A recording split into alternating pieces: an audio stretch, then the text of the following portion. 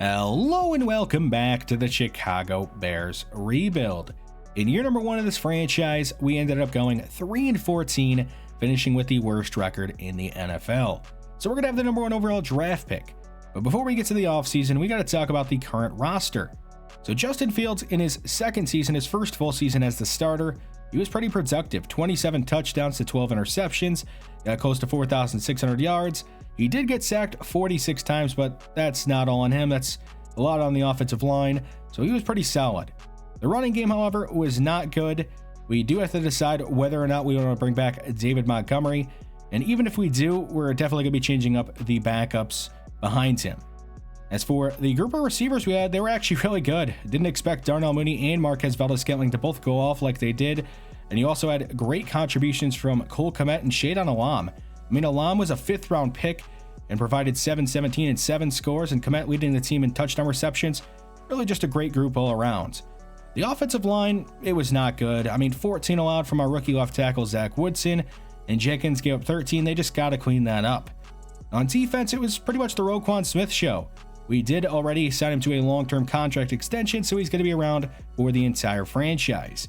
But besides him, I guess you had Charles Carey, who got over 100 tackles in his rookie season, but he's not good in coverage, so he's kind of a 2-down linebacker. The pass rush wasn't great, the coverage wasn't great. So on defense, we're going to have to make a ton of changes. I think it's going to start by moving on from Khalil Mack and Robert Quinn. We just got to trade them and move on from them. They just did not provide enough production for how much we're paying them. On offense, we're definitely going to have to shore up the offensive line, figure out what we're going to do at running back, and probably add another receiver or two. So we're going to start with David Montgomery. We are going to offer him a contract, 4 years at $28 million. It's a little bit less than what he wants, but if he wants to stick around, he's going to have to take that, and he is going to decline.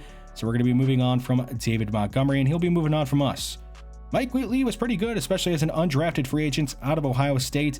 He did have to start for the second half of the season, pretty much after we traded LaMarcus Joyner, and I want to bring him back to be a potential backup, but he's going to test out free agency.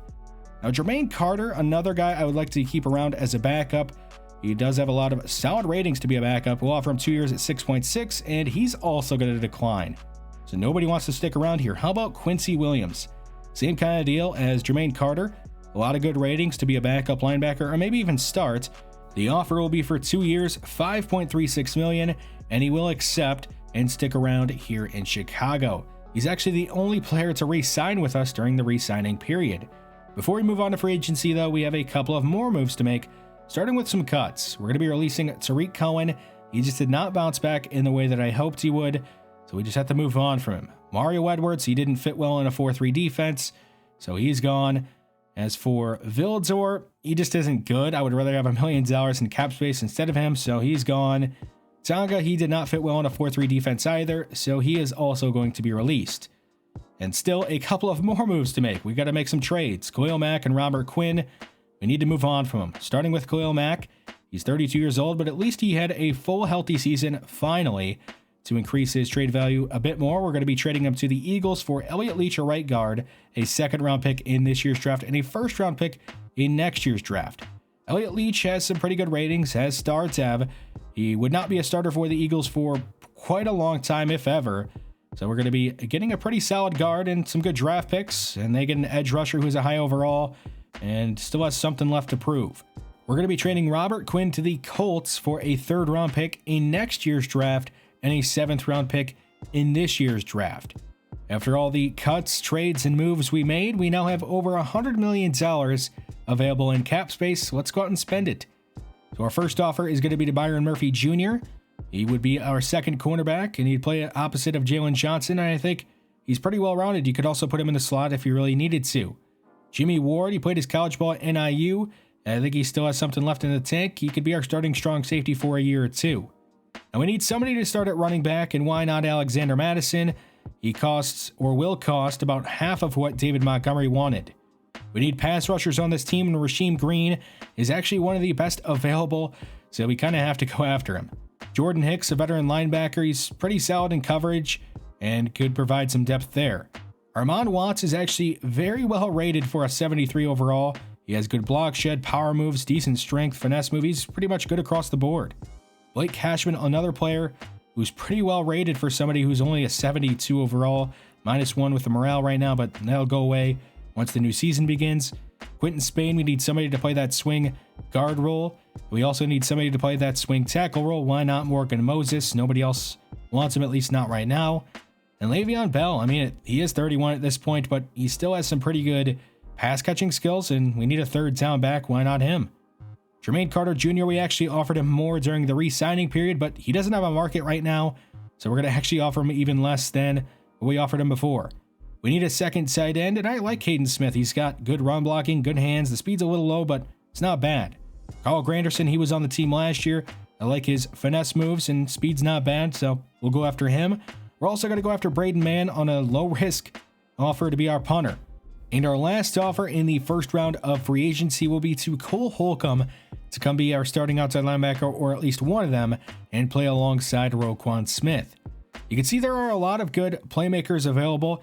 We might end up going after one of them, but not in this first round of free agency.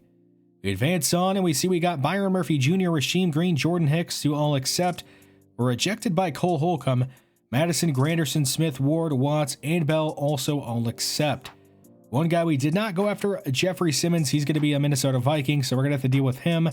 And it looks like Cole Holcomb decided to go to the Raiders for less money. That's unfortunate.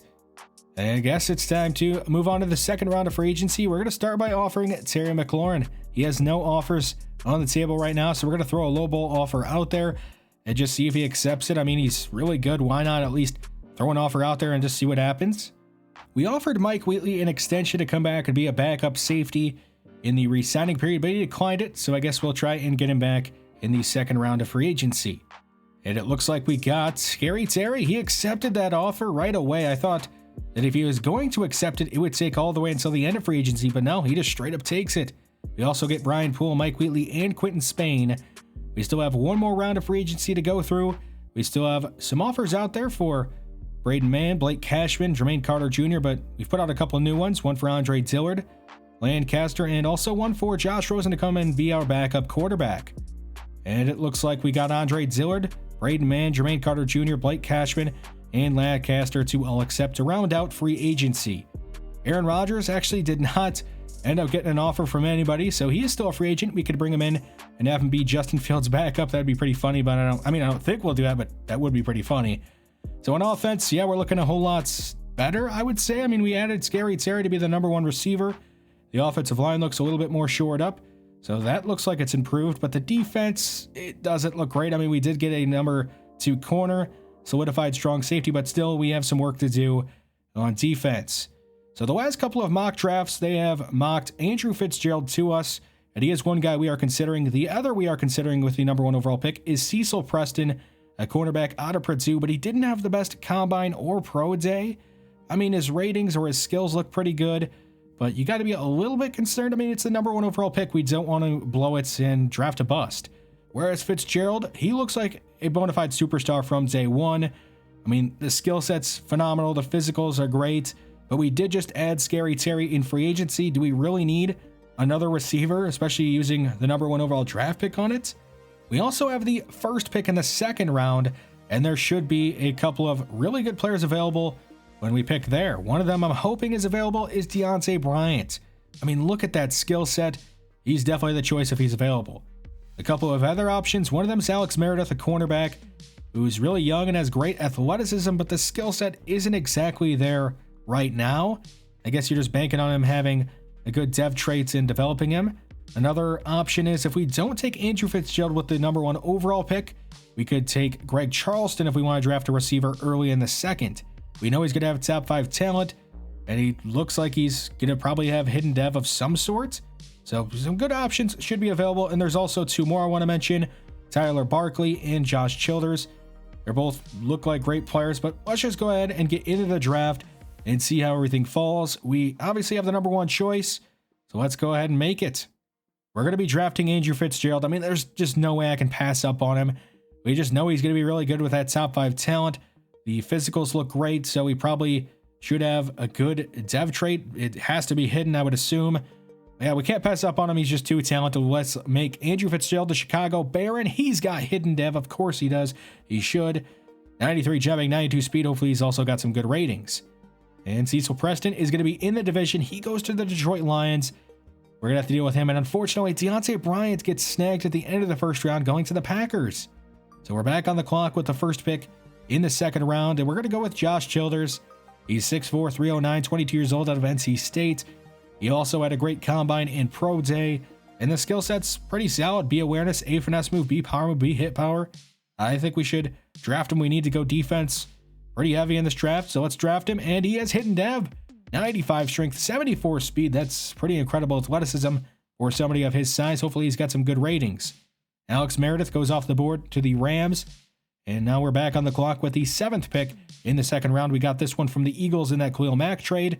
And we're going to use it on Tyler Barkley, a cornerback who is young, has some pretty good athleticism, not quite as good as Alex Meredith. And he only has C-man. We're banking on him having high zone. He's got B awareness. At least we know that. So let's take him and hope that he's also got hidden dev.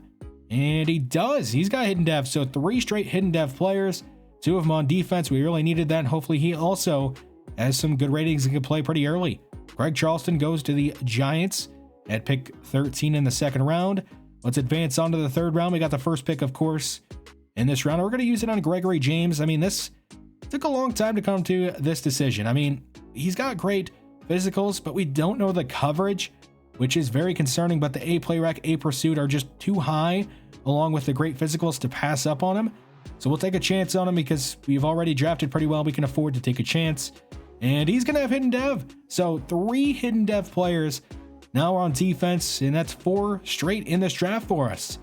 We're actually going to be trading our 4th round pick to the Seattle Seahawks for a future 4th and future 7th. Not the best value for that pick, but still, I didn't think there was anybody worth taking at it.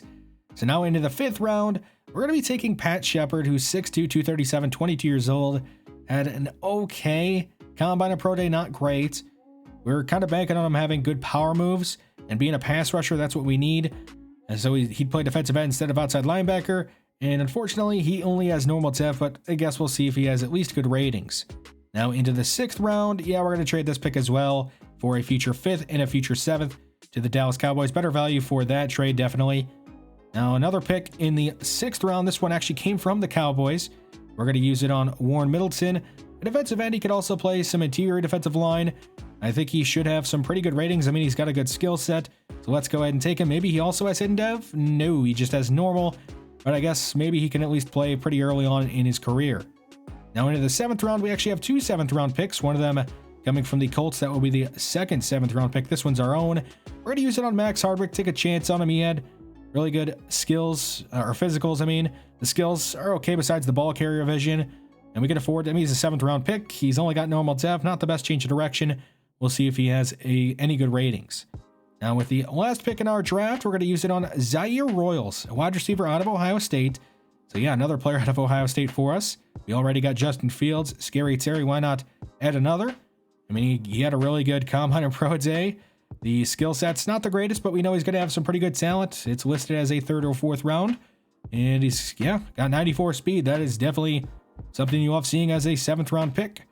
Let's go ahead and check out these new Chicago Bears. Andrew Fitzgerald's an 80 overall.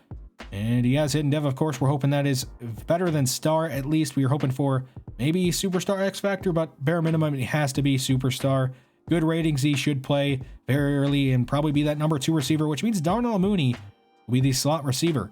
Now, Josh Childress is a 77 overall. That's really good. He's definitely going to have to start right away. I expected him to be really good, but maybe not that good. Tyler Barkley, a 74 overall, has pretty solid zone, and he should play pretty early. Maybe not starting from day 1, but definitely later in the season, I could see him playing some sort of role.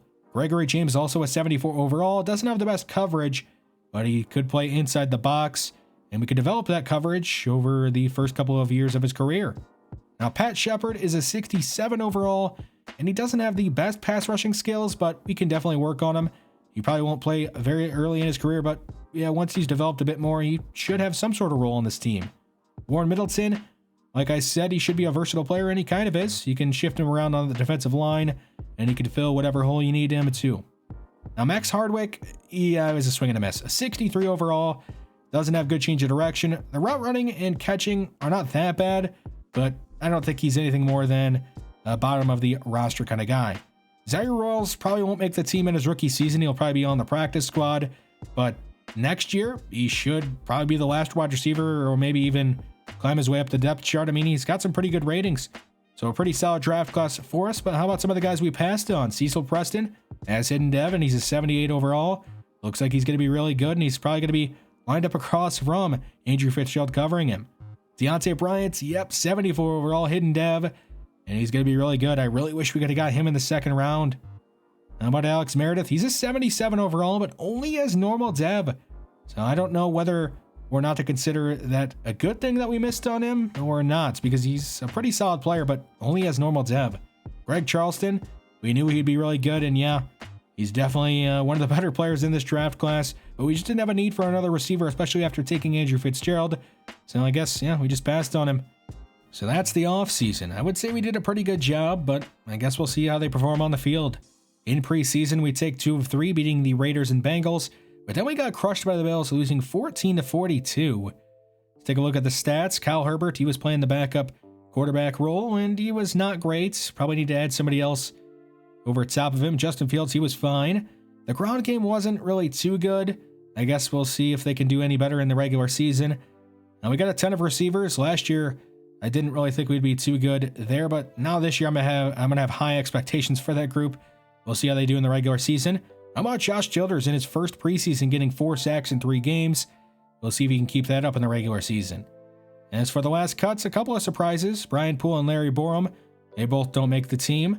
This is going to be our starting lineup for the regular season, at least for week 1. We did add Jimmy Garoppolo to be that backup quarterback, and we also added Kenneth Gainwell to be an extra running back on the roster and provide some depth. So this offense, it should be better than it was last year. I mean, we have a lot of good receivers on this team. Don't forget about Cole Kmet and Caden Smith at tight end.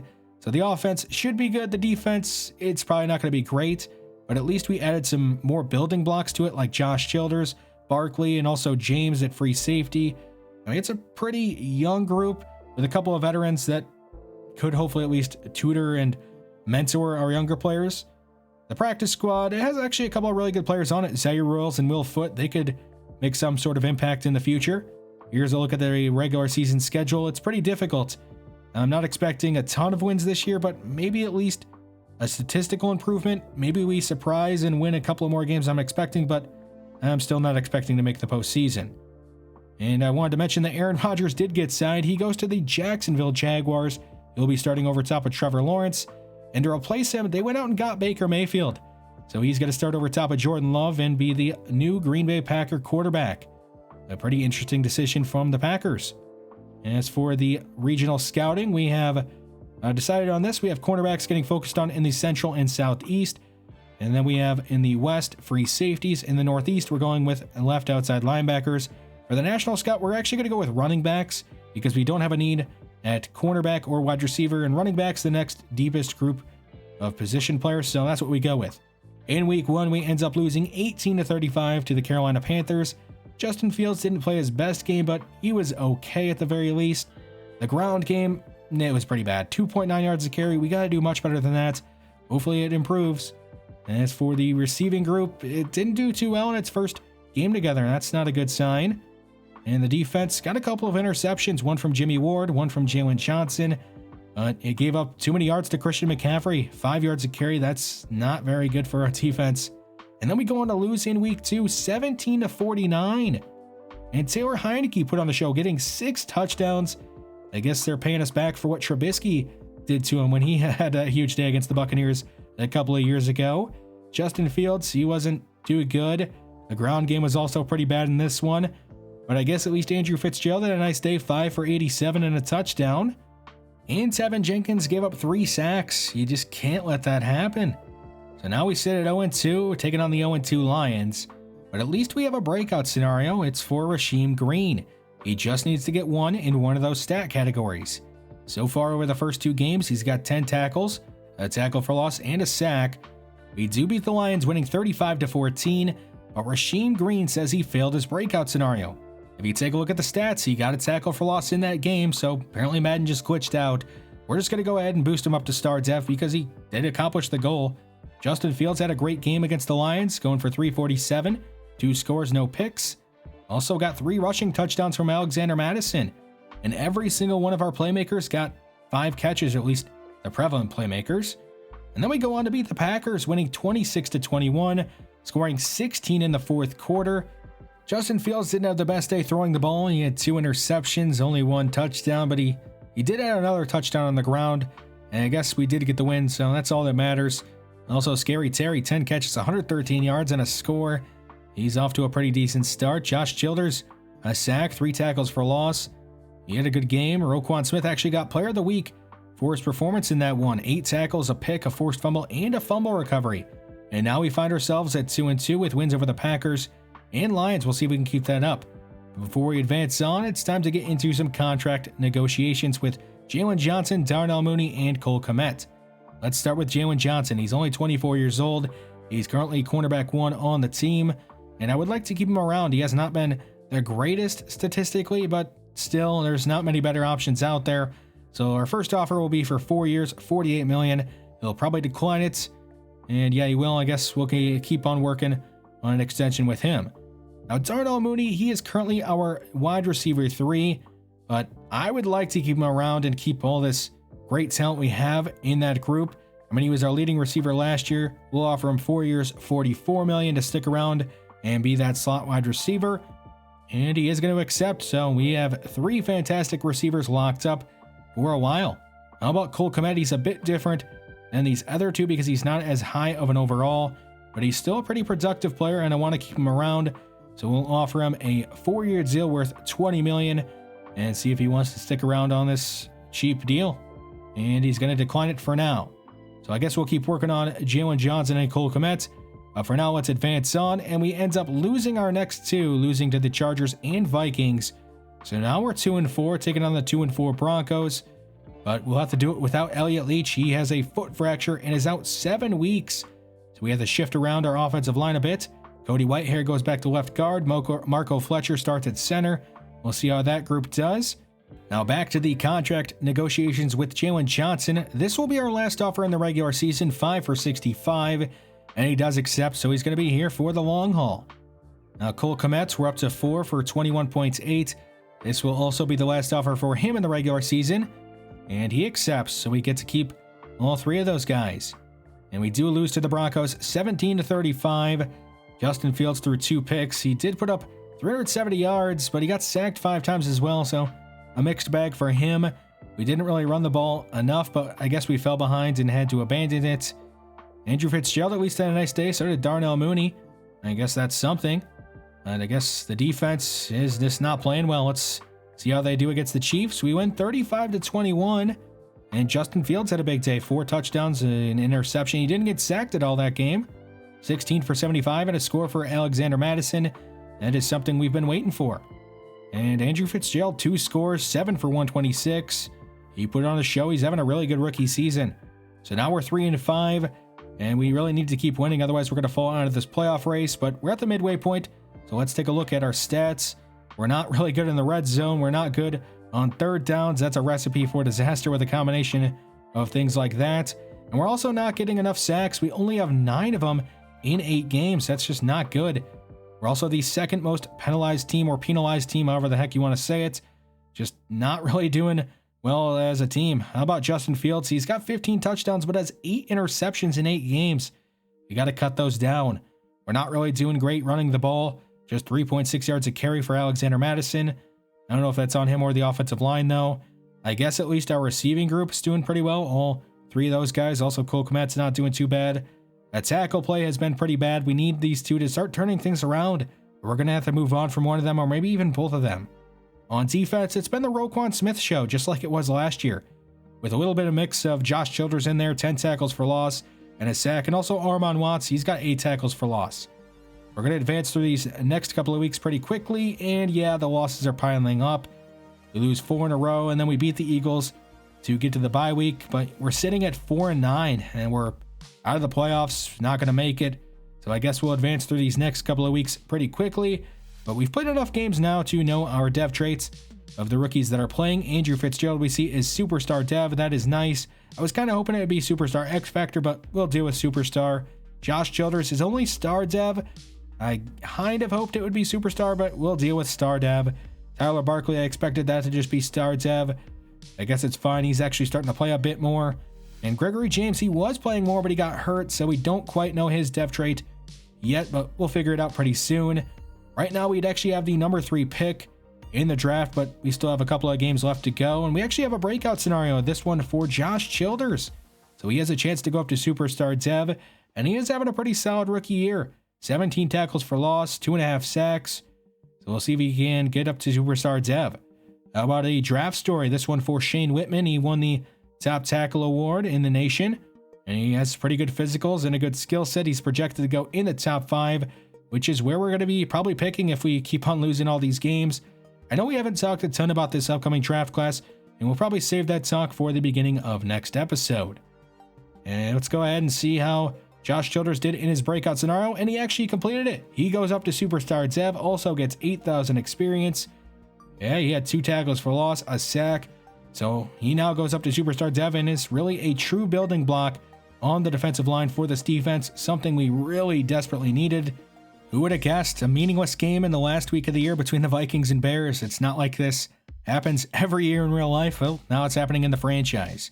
It's not entirely meaningless. I mean, it has a big impact on where we're going to be drafting. If we lose, we're going to be picking in the top 4. If we win, it could drop us in the draft quite a bit, but we actually lose the game, so we know we're going to be in the top 4.